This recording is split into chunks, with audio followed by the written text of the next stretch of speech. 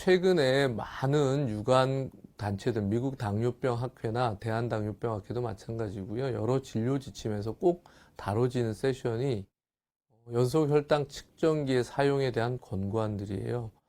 그런 것들이 이제 최근 2년 전, 1년 전부터 권고안에 나타나고 있는데 그 이유 중에 하나는 연속 혈당 측정기란 게 예전부터 만들어져 있었지만 리얼타임 CGMS라는 게 나오면서 많은 표준화가 이루어졌고 리얼타임 CGMS의 정확도가 많이 좋아진 거죠. 그래서 편차들이 이제 10% 내외라고 주장을 하는데 실제 혈당 측정값과 오차들이 굉장히 많이 줄면서 신뢰성이 많이 늘어나고 기기들의 많은 접근성, 보편성이 늘어나면서 이제 여러 유관 기관들에서 많이 권고하기 시작한 겁니다.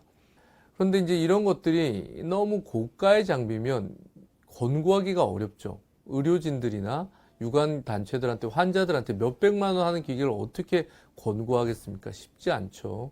그런데 필요하고 이런 장비들의 연속 혈당 측정기의 사용이 당뇨의 개선 그리고 당뇨 환자들의 합병증 개선에 도움이 된다는 많은 연구들이 나오면서 적극적으로 사용 필요성이 대두되다 보니까 최근에 학회 관심은 어떤 환자들한테 지원을 할까?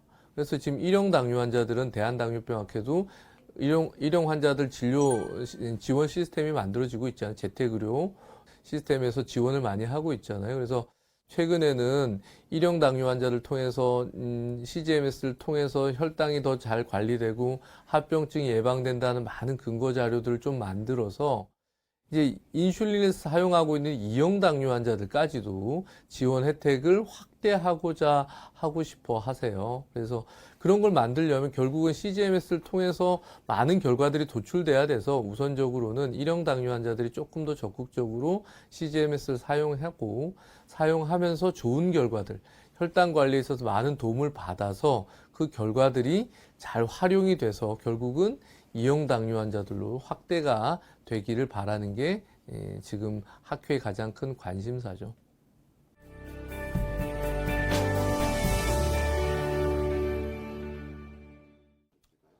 네, 일단은 뭐 연소혈당 측정기란 게 아직은 고가예요. 고가고 가장 필요한 것은 혈당의 변동이 많고 혈당을 자주 재야 되는 환자들이죠.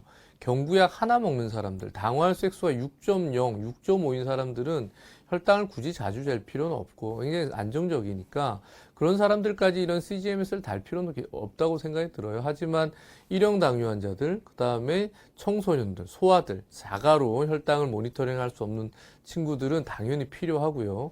고령의 환자들 필요하겠죠. 그래서 인슐린을 쓸 수밖에 없는 일형 환자들은 당연히 CGMS가 연소혈당 측정기가 필요해요. 그래서 일형 환자들에 있어서 정부는 지원을 하고 있죠.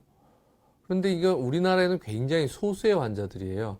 하지만 인슐린을 다회요법을 하고 있는 실질적으로는 일형 당뇨 환자들과 같은 형태의 당뇨병 특징을 가지고 있는 많은 고령의 다회 인슐린 쓰고 있는 이형 당뇨병 환자들도 많은 혈당 측정이 필요한 환자들이거든요. 특히나 고령화되면서 저혈당에 대한 인지 그리고 치매나 자가 인지 능력이 떨어지면서 저혈당 불감지라든지 저혈당으로 인한 많은 위험에 노출이 되어 있는 고령 환자들도 이런 CGMS를 통해서 모니터링이 필요한데 아직은 정부 지원이 안 돼 있거든요. 그래서 CGMS를 통해서 저혈당에 대한 대처 또는 인슐린 사용하는 사람들에 대한 혈당의 추가적인 조절 및 안전한 혈당 조절에 대한 장점이 많이 데이터가 쌓여서 향후에는 인슐린을 사용하면 누구나 다 CGMS가 적극적으로 지원을 받을 수 있는 환경이 됐으면 좋겠고요.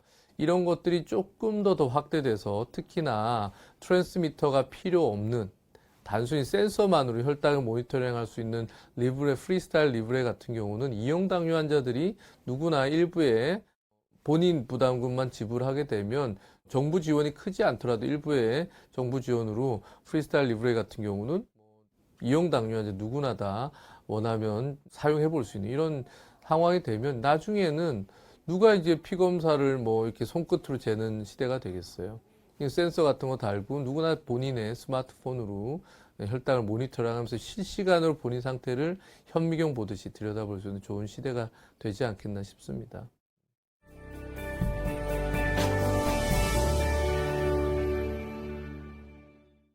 네, 당뇨병은 점점 젊어지고 있어요. 특히나 요즘에는 중고등학생들도 많고, 중고등학생들이 예전에는 1형 당뇨들이 대부분이었지만 요즘에 비만을 동반한 2형 당뇨병들이 1형 당뇨보다 훨씬 많아지는 시대입니다. 20대 당뇨들도 많고 30대, 40대 비만을 동반한 젊은 당뇨병 환자들이 너무 많은데 이런 환자들이 결국은 유병 기간이 뭐 30년 더 살 거 아니에요. 그래서 향후에 이 사람들이 나이가 들어가면 굉장히 유병 기간이 긴 당뇨 환자들이 쌓이고 쌓이겠죠. 사회에 큰 부담이 될 거라고 보여집니다. 젊은 사람들의 당뇨 유병률이 늘어나는 게 사회적으로는 큰 부담이 돼요. 그래서 젊은 사람들일수록 적극적으로 혈당 조절을 해야 되는데 오늘 주제가 말씀드렸던 게 연소혈당 측정기인데 물론 지금은 인슐린을 많이 쓰는 사람들 오늘 또 드리고 싶은 말씀 중에 하나는 인슐린을 많이 쓰는 사람들 1형 당뇨 그리고 혈당이 모니터링이 필요한 고령의 환자들 인슐린 다이어법 쓰는 사람들한테 당연히 연소혈당 측정기가 우선적으로 필요해요.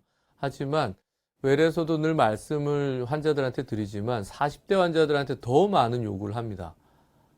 70대 할머니들 즐겁게 사시라고 그래요. 뭐 10년, 20년 동안 열심히 혈당 조절하시고 하고 싶은 거 하고 사시라고 하는데 40대, 30대 당뇨 환자들한테는 더 많은 걸 요구하고 더 많은 걸 하지 말라고 합니다. 왜냐하면 40년, 50년을 건강하게 살아야 되면 30대, 40대 젊은 환자들은 더 많아요. 그런 측면에서 보면 오늘 주제인 연소혈당 측정기는 활동적으로 사는 젊은 당뇨 환자들한테 나중에는 더 필요하지 않을까.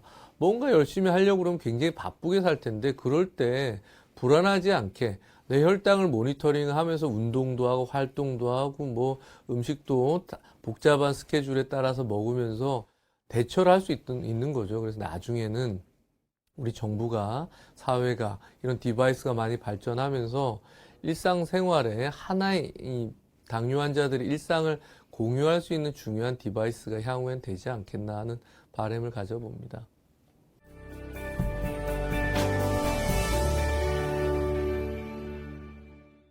네, 또 이 연소혈당 측정기란 걸 많은 분들이 좀 경험해 보시면 재밌는 걸 많이 알 수 있는데 저희가 매번 이제 식단 얘기를 많이 해요.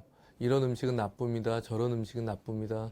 제가 오늘도 이제 날씨가 더워가지고 맨날 이제 환자분들한테 조심해야 되는 음식이라고 얘기 드리는데 냉면 드시지 마시고 콩국수 조심하라고 그래요. 그럼 아유 그걸 어떻게 안 먹습니까? 라고 말씀드려요. 근데 연소혈당 측정기 차시고 음식을 먹어보시면 그걸 뭐 굳이 설명드릴 필요가 없어요. 저도 연소혈당 측정기를 달고 이제 음식들 먹어보고 회식도 하고 집에서 음식도 먹어보면 실시간으로 음식을 먹으면서 혈당이 올라가잖아요. 눈으로 그런 혈당의 변화를 보기 시작하면 내가 음식에 대한 확실한 구분을 실시간으로 생활을 하면서 체득을 하게 되거든요. 그러다 보면 음식에 대한 구분을 스스로 할 수 있게 됩니다. 그래서 식이 조절에 대해서 식단에 대해서 음식에 대한 구분에 대해서 확실히 내가 생활을 하면서 어떤 음식을 뭐 굳이 책으로 배우는 게 아니고 먹으면서 이 음식에 대한 칼로리, 혈당 변화는 실시간으로 내가 알 수 있는 거거든요. 그래서 한 일주일 정도만 쭉 음식을 생활하면서 내가 늘 먹어왔던 음식들을 보면 그 음식들의 혈당 변화를 쭉 볼 수 있기 때문에 나중에는 뭐 연사골달 리브레 같은 걸 차고 한 달만 살아보면 나중에는 식사 다이어리가 저절로 써지는 거예요. 이런 음식은 내가 피해야 될 것들, 이런 음식은 충분히 먹을 수 있는 음식들에 대한 구분이 정확하게 생기기 때문에 그런 방편에서 보면, 그런 관점에서 보면 음식을 관리하는 데서 자가혈당 측정, 연소혈당 측정기는 너무너무 좋은 팁이라고 또 하나 생각이 듭니다.